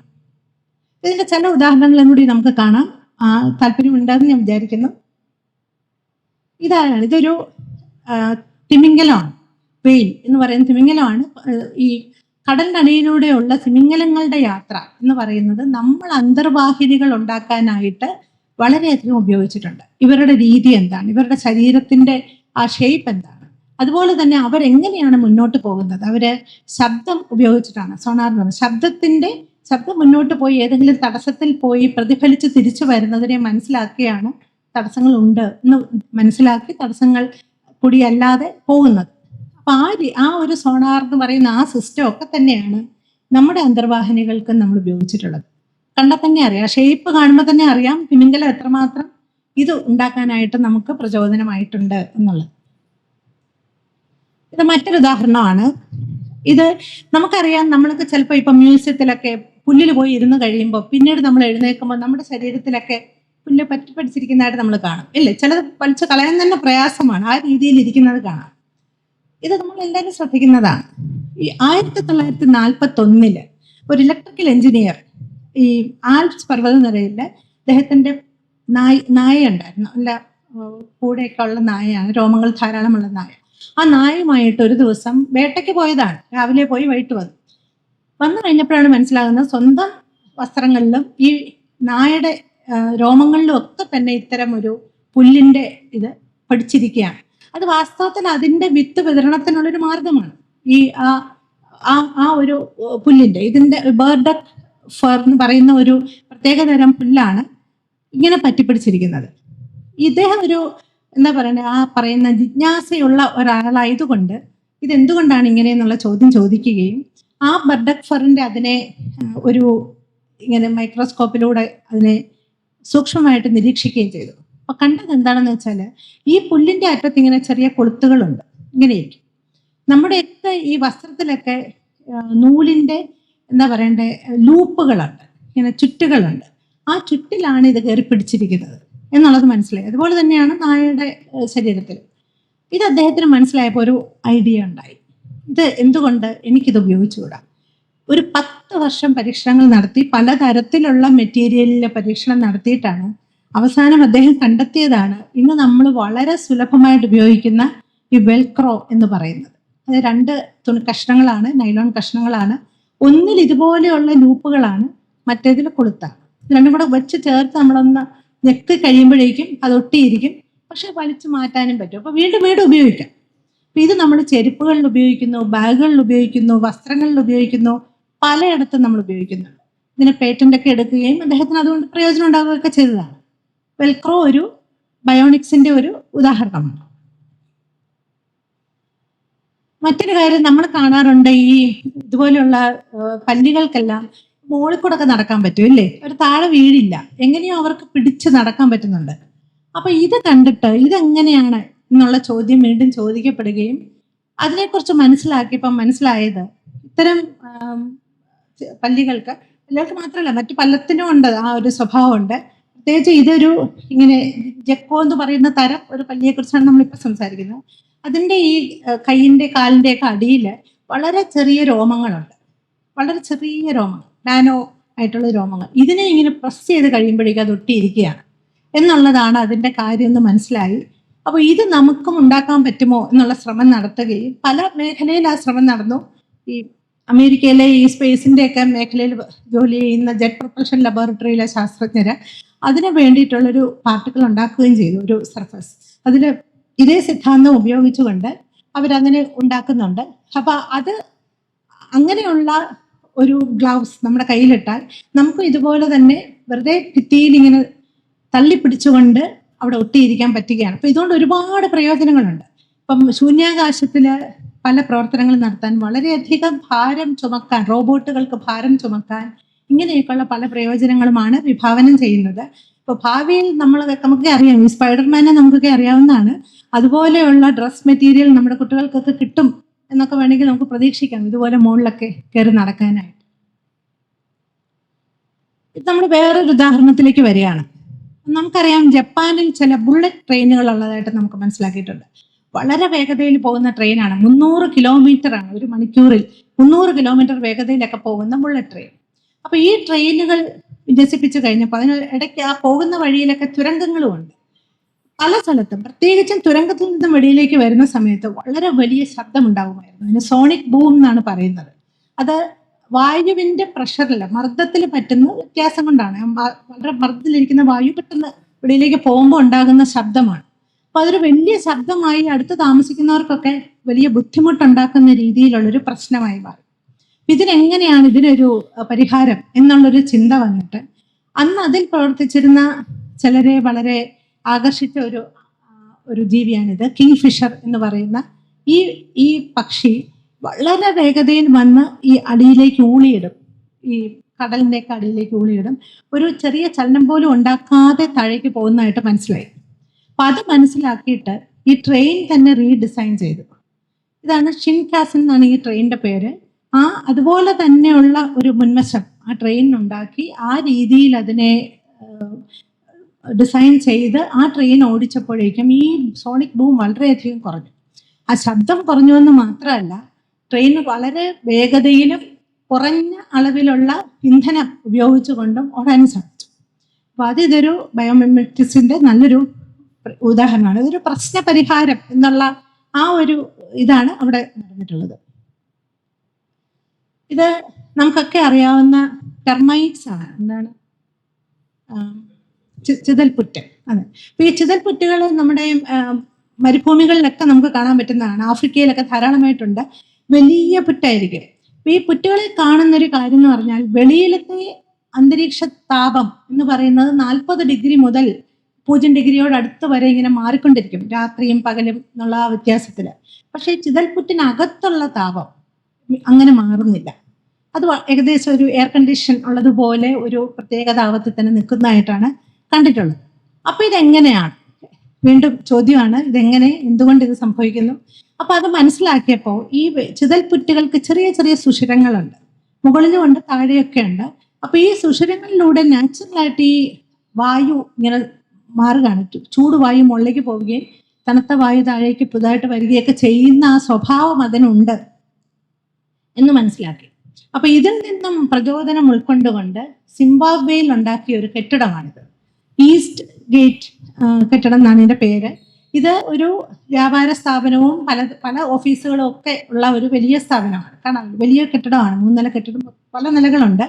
അപ്പൊ ഈ കെട്ടിടത്തിൽ ഒരു എയർ കണ്ടീഷണർ ഇല്ലാതെ തന്നെ ഈ താപത്തിനെ നിയന്ത്രിക്കാൻ പറ്റുന്നുണ്ട്. അപ്പൊ അതിന് ചിതൽപുറ്റിന്റെ സ്വഭാവം അതേപടി ഉപയോഗിക്കുന്ന എന്നുള്ളതല്ല, അതിൽ നിന്നും പ്രചോദനം ഉൾക്കൊണ്ടുകൊണ്ട് ഈ എനിക്ക് മനസ്സിലാക്കാൻ പറ്റിയത് ആ കെട്ടിടത്തിന്റെ നിർമ്മാണത്തിൽ തന്നെ ഉപയോഗിച്ചിരിക്കുന്ന സാമഗ്രികൾക്ക് താപം വലിച്ചെടുക്കാനുള്ള കഴിവുണ്ട്. കുറേ താപം അത് തന്നെ വലിച്ചെടുക്കും. പിന്നെ സൂര്യപ്രകാശം അത് നേരിട്ട് പതിക്കാതിരിക്കാനായിട്ട് ശ്രദ്ധിച്ചിട്ടുണ്ട്. അപ്പൊ അങ്ങനെയുള്ള താപം കുറവായിരിക്കും. പിന്നെ രാത്രി ആകുമ്പോഴേക്കും താഴേന്ന് തണുത്ത കാറ്റ് അല്ലെങ്കിൽ കാറ്റ് ഇങ്ങനെ മുകളിലേക്ക് പ്രസരിപ്പിക്കുകയും അതിനുള്ള കാര്യങ്ങൾ അവിടെ ഉണ്ട്. ചൂട് കാറ്റ് മുകളിൽ നിന്ന് വെള്ളിലേക്ക് വിടുകയും ചെയ്ത് അങ്ങനെ അതിനെ തണുപ്പിക്കുകയുമാണ്. അപ്പൊ ഇതിന്റെ ഒരു അനുഭവം പറഞ്ഞിരിക്കുന്നത്, ഇത് പറഞ്ഞ പോലെ അതിന് ആ കെട്ടിടത്തിനെ വളരെ സുപ്രദമായിട്ട് നടത്തിക്കൊണ്ട് പോകാനുള്ള ചെലവ് വളരെയധികം കുറഞ്ഞു. ആ രീതിയിൽ മുന്നോട്ട് പോകുന്നു എന്നുള്ളതാണ്. ചിതൽപുറ്റാണ് ഇതിന്റെ ഒരു പ്രചോദനം. ഇനി കുറച്ച് ഉദാഹരണങ്ങളും കൂടെ നമുക്ക് കാണാം. ഇത് മറ്റൊരു ഉദാഹരണമാണ്. ഇപ്പൊ നമുക്കറിയാം, വലിയ കെട്ടിടങ്ങളൊക്കെ ഇങ്ങനെ ഗ്ലാസ് കൊണ്ടുള്ള കെട്ടിടങ്ങൾ ധാരാളമുണ്ട്, ഇല്ലേ? വളരെ ഒരു മുൻവശം മുഴുവനും ഗ്ലാസ് ആയിരിക്കും. അപ്പൊ ഇത്തരം കെട്ടിടങ്ങൾ, പല നിലയുള്ള വലിയ കെട്ടിടങ്ങളൊക്കെ ഉണ്ടായപ്പോൾ ഉണ്ടായ ഒരു പ്രശ്നം എന്ന് പറയുന്നത്, ഈ പക്ഷികൾ ഇത് കാണുന്നില്ല, ഈ ഗ്ലാസ് കാണുന്നില്ല. അപ്പൊ ഇങ്ങനെ വന്ന് ഇടിച്ച് ചത്തുപോകും. അപ്പൊ അങ്ങനെ ധാരാളം പക്ഷികളുടെ മരണത്തിനിടയാക്കുന്നു എന്നുള്ളത് മനസ്സിലാക്കി. അപ്പൊ അതിനെന്താണ് ഒരു പരിഹാരം എന്നുള്ളൊരു ചിന്തയും കൂടി വന്നു. അപ്പോഴാണ് ഒരു കാര്യം മനസ്സിലായത്, ഈ വലിയ കെട്ടിടങ്ങളുടെയൊക്കെ അറ്റത്ത് ചിലപ്പോൾ ചിലന്തി വലകൾ കാണും. ആ വലയിൽ പക്ഷിയൊന്നും ചെയ്യുന്നില്ല. എന്തുകൊണ്ടോ വലയെ തകർക്കുന്നില്ല. അപ്പൊ അതെന്തുകൊണ്ടാണ്? അത് മനസ്സിലാക്കിയപ്പോഴാണ് ചിലന്തി വലകൾക്ക് അൾട്രാ വയലറ്റ് റേഡിയേഷനെ ഇങ്ങനെ തിരിച്ച് റിഫ്ലക്ട് ചെയ്യാനുള്ള കഴിവുണ്ട് എന്ന് മനസ്സിലായി. പക്ഷെ അൾട്രാ വയലറ്റ് റേഡിയേഷൻ നമ്മൾ കാണുന്നുമില്ല, പക്ഷെ അവർ കാണുന്നു, പക്ഷികൾക്ക് കാണാൻ പറ്റുന്നുണ്ട്. അപ്പൊ അതുകൊണ്ട് അത് കാണുന്നത് കൊണ്ടാണ് അവിടെ വരാത്തത് എന്നുള്ളത് മനസ്സിലായി. അങ്ങനെ വന്നപ്പോൾ ഒരു പുതിയ തരം ഗ്ലാസ് ഡിസൈൻ ചെയ്തു. കാണാൻ പറ്റുന്നുണ്ടോ? അതിൽ ചെറിയ ഉള്ളില് ഇങ്ങനെ ഇതായിട്ട് വെച്ചിട്ടുണ്ട്. അത് അൾട്രാ വയലറ്റ് റേഡിയേഷൻ ഇതുപോലെ റിഫ്ലക്ട് ചെയ്യുന്ന ഒരു സാധനമാണ്. അപ്പൊ ഇത് നമുക്ക് കണ്ടാൽ വെറും പ്ലെയിൻ ഗ്ലാസ് പോലെ തന്നെ ഇരിക്കും. പക്ഷെ പക്ഷികൾക്ക് ചിലന്തി വല കാണുന്നത് പോലെ തന്നെ ഇതിനെ കാണാൻ സാധിക്കും. അത് അങ്ങോട്ട് വന്ന് ഇടിക്കുകയുമില്ല. അപ്പൊ ഇത് ബേർഡ് ഫ്രണ്ട്ലി ഗ്ലാസ് എന്ന് പറഞ്ഞ് നമ്മൾ നോക്കിയാൽ നമുക്ക് മനസ്സിലാവും ധാരാളമായിട്ട് ഈ പക്ഷികളുടെ മരണത്തിനെ കുറയ്ക്കാനായിട്ട് സഹായിച്ചിട്ടുണ്ട്. ഇത് നമുക്കൊക്കെ അറിയാവുന്ന ഒരു ഉദാഹരണമാണ് താമര ഇലയാണ്. താമര ഇലയിൽ വെള്ളം നിൽക്കാതെ ഇങ്ങനെ പോകുന്നത് നമ്മൾ കാണുന്നുണ്ട്. അതിനോടൊപ്പം തന്നെ അതിലുള്ള എന്തെങ്കിലും അഴുക്കൊക്കെ ഉണ്ടെങ്കിൽ അതും പോകും ആണല്ലോ. അപ്പൊ ഇതൊരു ഹൈഡ്രോഫോബിസിറ്റി എന്ന് പറയുന്ന ഒരു സ്വഭാവമാണിത്, ആ ഒരു ഇലയുടെ സ്വഭാവം. വീണ്ടും ഇതെന്തുകൊണ്ട് എന്ന ചോദ്യം വന്നു. അങ്ങനെ നോക്കിയപ്പോഴാണ് ഈ ഇലയുടെ ആ ഒരു പ്രതലത്തിലുള്ള വളരെ ചെറിയ ഒരു നിമ്നോന്നതങ്ങളുണ്ട് ആ ഇലയുടെ പുറത്ത്, കയറ്റ താഴ്ചകളും പൊക്കങ്ങളും ഉണ്ട്. അപ്പൊ അത് കാരണവും പിന്നെ അതിലുള്ളൊരു പ്രത്യേകതരം കോട്ടിങ്ങും അതിൻ്റെ പുറത്തുണ്ട്. അതുകൊണ്ടാണ് ഈ വെള്ളം പോകുന്നതെന്നുള്ളത് മനസ്സിലാക്കി. നമുക്കറിയാം അതുപോലെയുള്ള പലതരത്തിലുള്ള കോട്ടിങ്സ് ഇന്ന് ഉണ്ടാക്കിയിട്ടുണ്ട്. അതിൽ വെള്ളം നിൽക്കുന്നില്ല. അത് വെച്ച് നമ്മൾ വെള്ളം മാത്രമല്ല ഓയിൽ, എണ്ണയൊക്കെ ഇതുപോലെ കളയുന്ന തരത്തിലുള്ള വസ്തുക്കൾ നമ്മൾ ഉണ്ടാക്കിയിട്ടുണ്ട്. അത് വെച്ച് ധാരാളം കാര്യങ്ങൾ നമ്മൾ ഉണ്ടാക്കുന്നുണ്ട്. ചെരുപ്പുകൾ, മേശവിരികൾ എന്ന് മാത്രമല്ല വേറെയും പല ഉപയോഗങ്ങളുണ്ട്. കപ്പലിലൊക്കെയുള്ള പെയിന്റ്. അപ്പൊ അതായത് അപ്പൊ അതിന് കൊറോഷൻ ഉണ്ടാവാനുള്ള സാധ്യത കുറവാണ്. വെള്ളത്തിന്റെ അടുത്ത് കൂടുതൽ ഉണ്ടാകുമ്പോഴാണല്ലോ ഈ ഇങ്ങനെ കൊറോഷൻ ഉണ്ടാകുന്നത്. അപ്പൊ അതുണ്ടാവില്ല എന്നൊക്കെയുള്ള പ്രയോജനങ്ങൾ. ഇതൊരു എന്താണ്, തേനീച്ചക്കൂടാണ്. ഈ തേനീച്ചക്കൂട് നോക്കിക്കഴിഞ്ഞാൽ നമുക്ക് മനസ്സിലാവും ധാരാളം തേനീച്ചകളുണ്ട്. പല കാര്യങ്ങൾ അവിടെ ഇങ്ങനെ നടന്നുകൊണ്ടേയിരിക്കുകയാണ്. വളരെ ഒരു ആക്റ്റീവായിട്ടുള്ളൊരു സ്ഥലമാണ് ഈ തേനീച്ചക്കൂട്. എപ്പോഴും നമ്മൾ പറയുമല്ലോ തേനീച്ചക്കൂട്ടിലെ പോലെയുള്ള പ്രവർത്തനം എന്നൊക്കെ നമ്മൾ പറയാറുണ്ട്. പക്ഷേ ഒരു പ്രത്യേകത എന്താണെന്ന് വെച്ചാൽ ഇതിലൊരു സെൻട്രൽ കൺട്രോൾ ഒന്നുമില്ല. ഒരാള് മാനേജറായിട്ട് നിന്ന് അത് ചെയ്യൂ ഇത് ചെയ്യൂ എന്ന് പറയുന്നില്ല. തേനീച്ചകൾ അവരാ കൂട്ടിൽ എവിടെയാണ് എന്നുള്ളതനുസരിച്ച് ആവശ്യമുള്ള പ്രവൃത്തി എന്താണെന്ന് അറിഞ്ഞ് ചെയ്യുകയാണ് ചെയ്യുന്നത്. അങ്ങനെ എല്ലാവരും കൂടി ചേർന്ന് തീരുമാനങ്ങൾ എടുക്കുന്നത് പോലെ. അതിന് സ്വാം ഇന്റലിജൻസ് എന്നാണ് നമ്മൾ അതിന് പേരിട്ടിട്ടുള്ളത്. അപ്പൊ ആ രീതിയിലുള്ള തേനീച്ചക്കൂടിന്റെ പ്രവർത്തനത്തിന് ഉപയോഗിച്ചിട്ടുള്ള ആ ഒരു രീതി നമ്മൾ ഇന്ന് ഉപയോഗിച്ചിട്ടുള്ളൊരു സ്ഥലമാണ് ഇത്. അതിൻ്റെ തന്നെ ഉദാഹരണമാണ് ഉപയോഗിച്ചിട്ടുള്ളൊരു സ്ഥലമാണിത്. അതായത് നമ്മുടെ വലിയ പവർ ഗ്രിഡുകൾ, അതായത് ഇലക്ട്രിക് പവർ ഒരു ഭാഗത്തുനിന്ന് വളരെ ദൂരത്തേക്ക് കൊണ്ടുപോകുന്ന തരം ഗ്രിഡുകളുണ്ടല്ലോ. അപ്പൊ ഇങ്ങനെയുള്ള സ്ഥലത്ത് ഇതുപോലെയുള്ള സെൻട്രൽ കൺട്രോൾ അല്ലാതെ ഏത് രീതിയിൽ എങ്ങോട്ടൊക്കെയാണ് ഇപ്പോൾ എത്ര പവർ അങ്ങോട്ട് പോകണം, എത്ര ഇങ്ങോട്ട് പോകണം എന്നൊക്കെയുള്ള ആ തീരുമാനങ്ങൾ അവിടെ തന്നെയുള്ള ലോക്കൽ കൺട്രോളേഴ്സ് തമ്മിൽ അവരങ്ങോട്ടും ഇങ്ങോട്ടും സമ്മതിക്കും. എങ്കിലും ഒരു പ്രത്യേക ഒരു സിംഗിൾ കൺട്രോൾ ഇല്ലാതെ തന്നെ അവിടെ ആ ഒരു രീതി ചെയ്യുന്നത് ഇന്ന് ഉപയോഗിക്കുന്നുണ്ട്. അതുപോലെ തന്നെ റോബോട്ട്സുകൾ, ഒരുപാട് റോബോട്ടുകൾ ഒന്നിച്ച് ചേർന്ന് എന്തെങ്കിലും ചെയ്യുന്നതിലും ഈ സ്വാം ഇന്റലിജൻസിൻ്റെ എന്നുള്ള ആ ഒരു തത്വം ഉപയോഗിക്കുന്നതായിട്ട് ഇന്ന് നമ്മൾ ചെയ്തിട്ടുണ്ട്. തേനീച്ചകൾ തന്നെയാണ്. തേനീച്ചക്കൂട്ടിലെ തന്നെ ഒരു ഉദാഹരണം കൂടി പറയുകയാണ്. ഈ തേനീച്ചക്കൂട്ടിൽ നമ്മൾ ഉള്ളിലേക്ക് നോക്കുകയാണെങ്കിൽ അതിൻ്റെ ആ ഒരു സ്ട്രക്ചറിൽ ഒരു ഹെക്സാഗണൽ രൂപത്തിലുള്ള ഒരു സ്ട്രക്ചർ നമുക്ക് കാണാം. ഈ സ്ട്രക്ചറിന്റെ ഒരു ഗുണം എന്താണെന്ന് വെച്ചാൽ അത് ടൈറ്റായിട്ട് പാക്ഡ് ആണ് അല്ലേ, എല്ലാം ഒന്നിച്ച് ചേർന്നിങ്ങനെ ഇരിക്കണം. ഇടയ്ക്ക് അങ്ങനെ സുഷിരങ്ങളൊന്നും ഇല്ല. എന്നാൽ വളരെയധികം വളരെ കുറഞ്ഞ ഈ ആ വസ്തു ഉപയോഗിച്ച് തന്നെ വളരെയധികം ബലമുള്ള ഒരു സ്ട്രക്ചർ നമുക്ക് ഉണ്ടാക്കാൻ സാധിക്കും ഈ ഒരു സ്ട്രക്ചർ വെച്ചിട്ട്. ഇതിന് നമ്മൾ ഹണി കോംബ് സ്ട്രക്ചർ എന്ന് തന്നെയാണ് പറയുന്നത്. ഇന്നിപ്പോൾ അലൂമിനിയം കോമ്പോസിറ്റുകൾ അങ്ങനെയുള്ള പല തരം മെറ്റീരിയൽ ഉപയോഗിച്ച് ഇത്തരം ഹണികോം സ്ട്രക്ചറുകൾ ഉണ്ടാക്കിയിട്ടുണ്ട്. ഇത് അപ്പം ലൈറ്റ് വെയിറ്റ് ആയിരിക്കും, അധികം വസ്തുക്കൾ വേണ്ട, എന്നാൽ നല്ല ബലവുമുണ്ട്. അപ്പം അതുപോലെയുള്ള ഉപയോഗങ്ങൾക്ക് ഇപ്പം എയർക്രാഫ്റ്റുകളിൽ, റോക്കറ്റ് സ്ട്രക്ചേഴ്സിലെല്ലാം ഈ ഹണികോം സ്ട്രക്ചർ ഉപയോഗിക്കുന്നുണ്ട്. അതിൻ്റെ ബേസിക് പ്രിൻസിപ്പിൾ എന്ന് പറയുന്നത് നമ്മുടെ തേനീച്ചക്കൂട്. മറ്റൊരു ഉദാഹരണം ഇത് വുഡ് വാസ്പ് എന്ന് പറയും. അതായത് ഈ ചില തടികളിലേക്ക് അകത്തേക്ക് ഇങ്ങനെ തുരന്ന് പോകുന്ന തരം ഒരു ചെറിയ ജീവി, അതിനകത്ത് പോയി മുട്ടയിടാനാണ് ചെയ്യുന്നത്. അപ്പൊ എങ്ങനെയാണ് ഇതിങ്ങനെ പോയി വലിയ ഡിസ്റ്റർബൻസ് ഉണ്ടാകുന്നില്ല. അപ്പൊ നമ്മുടെ ഒരു ആവശ്യം എന്ന് പറയുന്നത് പ്രത്യേകിച്ചും ഈ ബ്രെയിൻ സർജറി ഒക്കെ നടത്തുന്ന സമയത്ത് ഇതുപോലെയുള്ളൊരു ഉപകരണം നമുക്കുണ്ടെങ്കിൽ ഇങ്ങനെ തുരന്നകത്തേക്ക് പോയി കൃത്യമായിട്ട് എവിടെയാണോ പോയി പ്രവർത്തിക്കേണ്ടത് അവിടെ മാത്രം പ്രവർത്തിക്കുക. ശരിക്കും ശാസ്ത്രജ്ഞർ ഇതിൽ നിന്നും പ്രചോദനം ഉൾക്കൊണ്ട് അത്തരത്തിലുള്ളൊരു ഇഞ്ചക്ഷന് വേണ്ടി മാത്രമല്ല ഇതുപോലെയുള്ള ബ്രെയിൻ സർജറിക്കൊക്കെയുള്ള ഒരു ഉപകരണം ഉണ്ടാക്കാനായിട്ട് ശ്രമിച്ചിട്ടുണ്ട്. അത് കൃത്യമായിട്ട് പ്രയോഗിക്കാനായിട്ട് ശ്രമിക്കുന്നുമുണ്ട്. ഇത് മറ്റൊരു പ്രചോദനമാണ്, അത് വൈറസാണ്. അപ്പോൾ വൈറസിന്റെ ഒരു കാര്യം നമ്മൾ കാണുന്നത് വെച്ചാൽ പലപ്പോഴും നമ്മുടെ ശരീരത്തിൽ ഏതെങ്കിലും ഒരു ഭാഗത്ത് മാത്രം പോയി അത് എഫക്ട് ചെയ്യും ഇല്ലേ. മൊത്തമായിട്ടല്ലാതെ ഏതെങ്കിലും ഒരു അവയവത്തിനെ മാത്രം, അങ്ങനെ കൃത്യമായിട്ട്. അപ്പോൾ ഈ ക്യാൻസറിന്റെ ഒക്കെ ട്രീറ്റ്മെന്റ് നടത്തുന്ന ഡോക്ടർമാർക്കുള്ളൊരു പ്രശ്നം അതാണ്. അതായത് നമ്മളൊരു മരുന്ന് കൊടുത്താൽ അത് ക്യാൻസർ ബാധിച്ച കോശങ്ങളെ മാത്രമല്ല, അതിന് സൈഡ് എഫക്ട്സ് ഉണ്ടാക്കും, മറ്റ് കോശങ്ങളെയും ബാധിക്കാം. അപ്പം അങ്ങനെ അല്ലാതെ കൃത്യമായിട്ട് ആ പ്രശ്നമുള്ളിടത്ത് മാത്രം പോകുന്ന തരം ഒരു നാനോ പാർട്ടിക്കിൾ, ചെറിയ പാർട്ടിക്കിൾ ഉണ്ടാക്കാനുള്ളൊരു ശ്രമം നടത്തുന്നുണ്ട്. അപ്പം അതിൻ്റെ പ്രചോദനം എന്ന് പറയുന്നത് ഈ വൈറസുകളാണ്. ഇങ്ങനെ ഇതാണ് ഉദ്ദേശം. അത് പരിപൂർണമായി അതിൻ്റെ ആ ഒരു ഡെവലപ്മെന്റ് സ്റ്റേജിലാണെന്നാണ് ഞാൻ മനസ്സിലാക്കുന്നത്. മറ്റൊരു ഉദാഹരണമാണ്. ബോറടിച്ചെങ്കിൽ ഉദാഹരണങ്ങൾ നിർത്താം, മുന്നോട്ട് പോട്ടെ. ഇത് ഹൈന എന്ന് പറയുന്ന ജീവിയാണ്. നമുക്കറിയാം വളരെ വേഗത്തിൽ ഓടുന്ന ഒരു ജീവിയാണ് ഹൈന. ഏറ്റവും കൂടുതൽ വേഗത്തിൽ ഓടുന്ന ജീവി എന്നൊക്കെ നമ്മൾ പറയാറുണ്ട്. അപ്പോൾ ഈ വളരെ സ്മൂത്ത് അല്ലാത്ത ഒരു പ്രതലത്തിലൂടെ പോകാൻ നമുക്ക് ചക്രങ്ങളെക്കാളും പ്രചോദനം കാലുകൾ തന്നെയാണ്. 4 കാലിൽ നടക്കുന്നത് തന്നെയാണ് ഒരു ചക്രം ഉരുട്ടുന്നതിനേക്കാളും പ്രയോജനം ഉണ്ടാവുന്നത്. നമ്മുടെ റോബോട്ടുകളുടെയൊക്കെ ചലനത്തിന് വേണ്ടി ഒരു നല്ല മാതൃകയായിട്ട് ഈ ഹൈനയെ തന്നെ ഉപയോഗിച്ചിട്ടുണ്ട്. ഇതുപോലെയുള്ള ഒരു നിർമ്മിതി ഉണ്ടാക്കിയാൽ അതിനായിരിക്കും പെട്ടെന്ന് പ്രത്യേകിച്ചും അൺഈവൻ ടെറൈൻ, അങ്ങനെ നിമ്നോന്നതങ്ങളുള്ള ഒരു സ്മൂത്ത് അല്ലാത്ത ഒരു സർഫസിൽ നമുക്ക് ആലോചിക്കാം. ഇപ്പം ചന്ദ്രൻ ഒക്കെ ഇറങ്ങേണ്ട ഒരു റോബോട്ടിന് അവിടെ ഒരു തരത്തിലും ഒരു സ്മൂത്ത് സർഫസ് അല്ലല്ലോ. അപ്പം അങ്ങനെയൊക്കെയുള്ള സ്ഥലത്തുള്ള ഉപയോഗങ്ങൾക്ക് അതുപോലെ പല സ്ഥലങ്ങളിൽ ഇത് ഒരു മാതൃകയാണ്. ഇതൊരു വവ്വാലാണ്. വവ്വാൽ നമുക്കറിയാം രാത്രികാലങ്ങളിലൊക്കെ സഞ്ചരിക്കുന്ന ജീവിയാണ്. ഉപയോഗിക്കുന്നത് സൗണ്ടാണ് ഈ പോകാനായിട്ട്. നമ്മൾ നേരത്തെ പറഞ്ഞതുപോലെ ഒരു സൗണ്ട് വേവുകൾ, അത് അൾട്രാസൗണ്ടാണ്. നമുക്ക് കേൾക്കാൻ പറ്റുന്ന ആ ഒരു ഫ്രീക്വൻസിയിലുള്ള സൗണ്ട് അല്ല, ഇതിന് മുകളിലുള്ള സൗണ്ടാണ്. അത് കാരണം നമ്മൾ കേൾക്കുന്നില്ല, പക്ഷെ അവർ സൗണ്ട് പുറപ്പെടുവിക്കുന്നുണ്ട്, ശബ്ദം പുറപ്പെടുവിക്കുന്നുണ്ട്. അത് മുമ്പിലുള്ള തടസ്സങ്ങളിൽ പോയി തട്ടി തിരിച്ചു വരുമ്പോൾ അത് മനസ്സിലാക്കിയിട്ടാണ് അത് അവോയ്ഡ് ചെയ്ത് പറക്കുന്നത്. അപ്പൊ ഈ ഒരു തത്വം മനസ്സിലാക്കിയിട്ട് പ്രത്യേകതരം സെൻസറുകൾ ഉപയോഗിച്ച് ഇതുപോലെ സൗണ്ട് പുറപ്പെടുവിക്കുവാനും അത് തിരിച്ചു വരുന്നത് മനസ്സിലാക്കുവാനുമുള്ള സങ്കേതം ഉണ്ടാക്കി അതുകൊണ്ട് പല പ്രയോജനങ്ങളും ഇന്ന് ചെയ്തിട്ടുണ്ട്. ഒരു ഉദാഹരണം ഇതാണ്.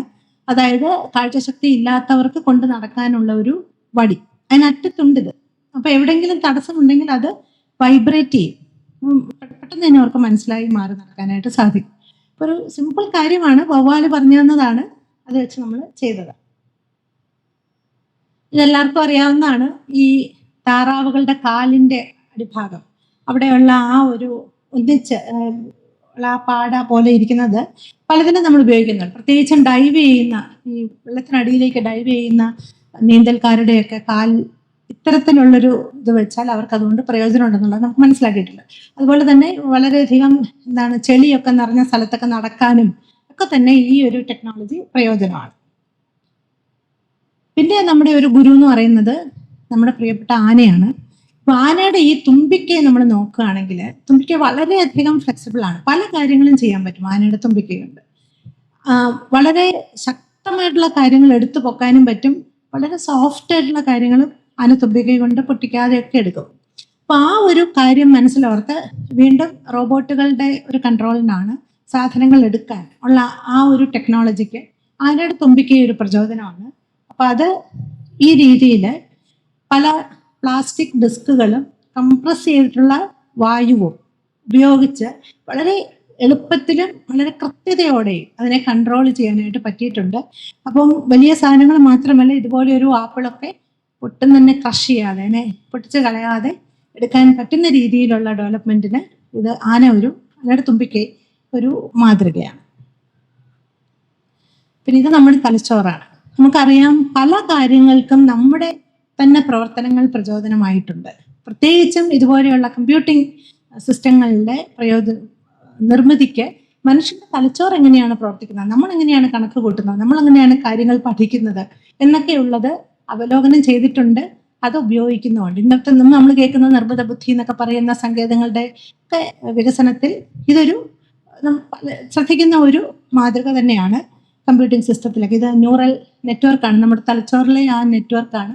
അതിൽ നിന്ന് തന്നെ പ്രചോദനം ഉൾക്കൊണ്ടിട്ടുള്ള ഇപ്പം നമ്മൾ കേൾക്കാറുണ്ടല്ലോ മെഷീൻ ലേണിംഗ് എന്നൊക്കെ, അതിനൊക്കെയുള്ള സങ്കേതങ്ങളിൽ ഈ ടെക്നോളജി ഉപയോഗിച്ചിട്ടുണ്ട്.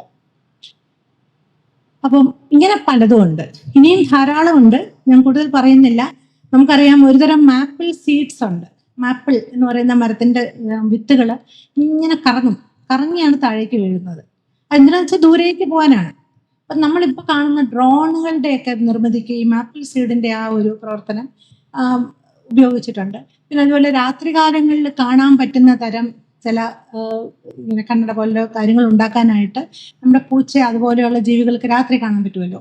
അപ്പം അതുപോലെ അവരുടെ കണ്ണിൽ എന്തുകൊണ്ടാണ് അങ്ങനെ പറ്റുന്നത്, അത് ഉപയോഗിച്ചിട്ടുണ്ട്. അങ്ങനെ ധാരാളം ഉദാഹരണങ്ങൾ ഇനിയും വേറെയുണ്ട്. അപ്പം ഇങ്ങനെയുള്ള നവീകരണങ്ങൾ ചെയ്യാനായിട്ട് ഉള്ള ഐഡിയ കിട്ടാനായിട്ട് അതിൻ്റെ ഈ പ്രകൃതി എന്ന് പറയുന്നത് എത്രയോ ദശലക്ഷം വർഷങ്ങൾ, കോടിക്കണക്കിന് വർഷങ്ങൾ നവീകരണം സംഭവിച്ച് വന്നിട്ടുള്ള കാര്യങ്ങളാണ് നമ്മളിവിടെ ചുറ്റും കാണുന്നത്. അപ്പോൾ അതിൽ നിന്നും നമുക്ക് പ്രചോദനം ഉണ്ടാക്കാം. നമുക്ക് ചുറ്റും നോക്കിയാൽ മാത്രം മതി എന്നുള്ളതാണ് അതിലെ ആ ഒരു സന്ദേശം. അപ്പോൾ നമുക്ക് എന്തൊക്കെ ചെയ്യാം എന്നുള്ളതിന് ഞാൻ വെറുതെ ഒരു പ്രചോദനത്തിന് വേണ്ടി പറയുകയാണ്. വലിയ കാര്യങ്ങളാണ്. നമുക്ക് എന്തൊക്കെ വേണം? നമുക്ക് ഒരു പക്ഷേ നമുക്ക് നമ്മളെ സഹായിക്കാനായിട്ടൊരു റോബോട്ട് വേണമായിരിക്കാം, നമ്മൾ പറയുന്ന എല്ലാം ചെയ്യാനുള്ളൊരു റോബോട്ട്. അല്ലെങ്കിൽ നമുക്ക് ചൊവ്വാഗ്രഹത്തിൽ പോയി മാർസിൽ പോയി ഒരു കോളനി സ്ഥാപിക്കണമായിരിക്കാം. അല്ലെങ്കിൽ നമുക്ക് മൊത്തം ഗ്രീൻ ആയിട്ടുള്ള, അതായത് ഒരു തരത്തിലും പ്രകൃതിക്ക് ഒരു പ്രശ്നം ഉണ്ടാക്കാത്ത തരത്തിലുള്ള ഒരു കാർ നിർമ്മിക്കണമായിരിക്കും. അങ്ങനെ പലതും. അല്ലെങ്കിൽ കോവിഡിനൊരു പരിഹാരം വേണമായിരിക്കും, അങ്ങനെ കോവിഡ് പോലെയുള്ള മഹാമാരികൾക്ക്. അപ്പോൾ ഇങ്ങനെയുള്ള വലിയ ചോദ്യങ്ങൾക്കും നമ്മുടെ ചുറ്റുമുള്ള ചെറിയ ചോദ്യങ്ങൾക്കുള്ള പരിഹാരത്തിന് നമുക്ക് ഈ ഒരു മേഖലയിലേക്ക് നോക്കാം എന്നുള്ളൊരു ഐഡിയയാണ്. ഞാൻ നിർത്തുകയാണ്. അതിനു മുമ്പ് ഒരു കൊട്ടേഷൻ മാത്രം. വളരെ നമുക്കൊക്കെ അറിയാവുന്ന ഒരു ശാസ്ത്രജ്ഞയാണ് മാഡം ക്യൂറി നമ്മൾ വിളിക്കുന്ന മേരി ക്യൂറി. മാഡം ക്യൂറിയുടെ ഈ ഒരു കൊട്ടേഷൻ വളരെ പ്രസക്തമാണെന്ന് എനിക്ക് തോന്നിയിട്ടുണ്ട്. അതുകൊണ്ട് ഞാനതൊന്ന് പറയുകയാണ്. അപ്പം എനിക്കറിയില്ല എത്ര പേർക്ക് അറിയാം മേരി ക്യൂറിയുടെ ജീവിതം. ഓർമ്മയുണ്ടാവാം, നമ്മളൊക്കെ പഠിച്ചതാണ്. പെട്ടെന്നൊന്ന് പറയാൻ വേണമെങ്കിൽ ഒരു 150 വർഷത്തിന് കൂടുതലാണ്. 1867 ജനനം. പോളണ്ടിലാണ്. മിടുക്കിയായിരുന്നു പഠിക്കാൻ. പക്ഷെ വീട്ടിലെ സാമ്പത്തിക സ്ഥിതി മോശമായിരുന്നു. മാത്രമല്ല സ്കൂൾ വിദ്യാഭ്യാസം കഴിഞ്ഞപ്പോഴേക്കും കോളേജിൽ പോകാനായിട്ട് പല തടസ്സങ്ങളാണ്. സാമ്പത്തികം മാത്രമല്ല തടസ്സം, അന്ന് പെൺകുട്ടികൾക്ക് അഡ്മിഷൻ ഇല്ല കോളേജിൽ, പോളണ്ടിൽ. അതുകൊണ്ട് കോളേജിൽ പോകാൻ പറ്റുന്നില്ല. ചേച്ചിയുണ്ട്, നമുക്കറിയാം, ചേച്ചിക്കും പഠിക്കണമെന്ന് ആഗ്രഹമുണ്ട്. അപ്പോൾ ഇവർ തൊട്ടടുത്ത രാജ്യമായിട്ടുള്ള ഫ്രാൻസിൽ പോയാൽ പഠിക്കാം, അവിടെ അഡ്മിഷൻ കിട്ടും, പാരീസിലൊക്കെ അഡ്മിഷൻ കിട്ടും. അപ്പോൾ അവർ രണ്ടുപേരും കൂടെ തീരുമാനിച്ചു ചേച്ചി ആദ്യം പോകട്ടെ, മേരി ജോലി ചെയ്ത് പൈസ അയച്ചു കൊടുക്കാം. അങ്ങനെ മേരി ചെറിയ കുട്ടികളെ പഠിപ്പിക്കുന്ന ജോലിയാണ്, അതല്ലേ ചെയ്യാൻ പറ്റുള്ളൂ, അത്രയും വിദ്യാഭ്യാസം ഉള്ളൂ.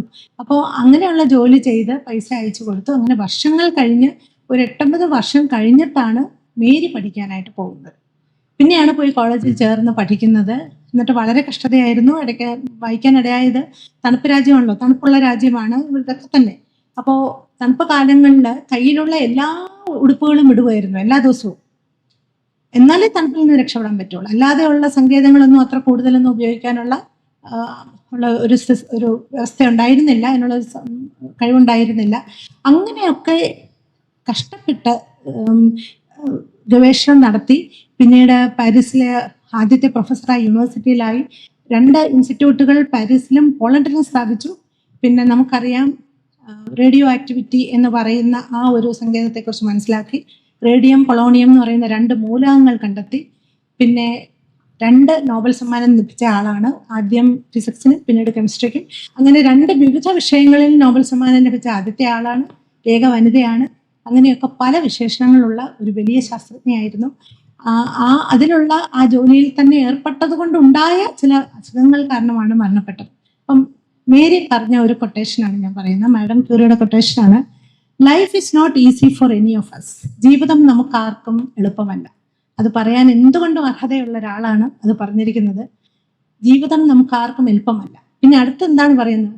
ബട്ട് സോ വാട്ട് എന്നാണ് പറഞ്ഞിരിക്കുന്നത്. But what of that? അതുകൊണ്ട് എന്താ? തുച്ഛമായിട്ട് തള്ളിക്കളഞ്ഞിരിക്കുകയാണ്. ജീവിതം നമുക്കാർക്കും എളുപ്പമല്ല. അതുകൊണ്ട് എന്താണ്?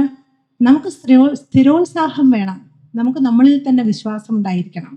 പിന്നെ പറയുന്ന സെന്റൻസ് എന്താണെന്ന് വെച്ചാൽ we must believe we are gifted for something and that this thing must be attained എന്നാണ് പറയുന്നത്.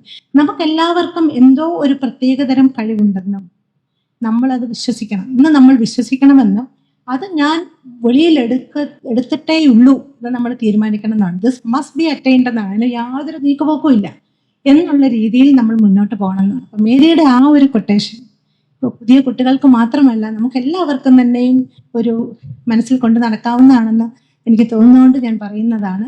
എല്ലാവർക്കും വളരെയധികം നന്ദി.